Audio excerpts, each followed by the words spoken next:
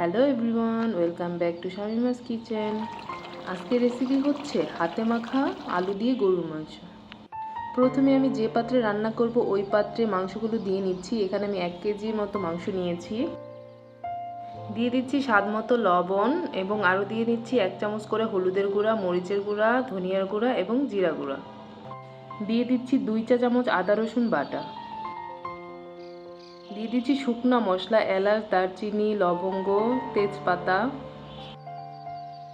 দিয়ে দিচ্ছি 1 কাপ পেঁয়াজ কুচি, 3-4টা কাঁচামরিচ। এখন দিয়ে দিচ্ছি রান্নার রেগুলার তেল। এবার সবগুলো মশলার সাথে মাংসটা খুব ভালোভাবে মেখে নিব।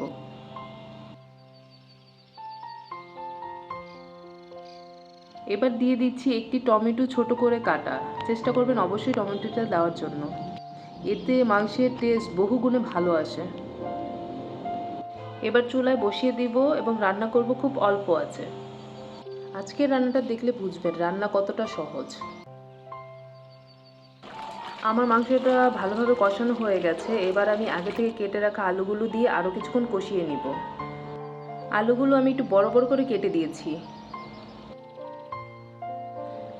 আলু এবং মাংস দুটি খুব ভালোভাবে কষানো হয়ে গেছে। এখন আমি ঢাকনাটি খুলে একটু নেড়ে চেড়ে দিয়ে দিচ্ছি 1 কাপ গরম পানি। এবার ঢাকনা দিয়ে রান্না করব আরও বেশ কিছুক্ষণ, যতক্ষণ পর্যন্ত মাংসটা খুব ভালোভাবে সেদ্ধ হয়ে আসে এবং ঝোলটা একটু টেনে আসে। পারফেক্টলি মাংস এবং আলু দুটোই সেদ্ধ হয়ে গেছে। এখন একটু ভাজা জিরার গুঁড়া দিয়ে আমার রান্না এখানে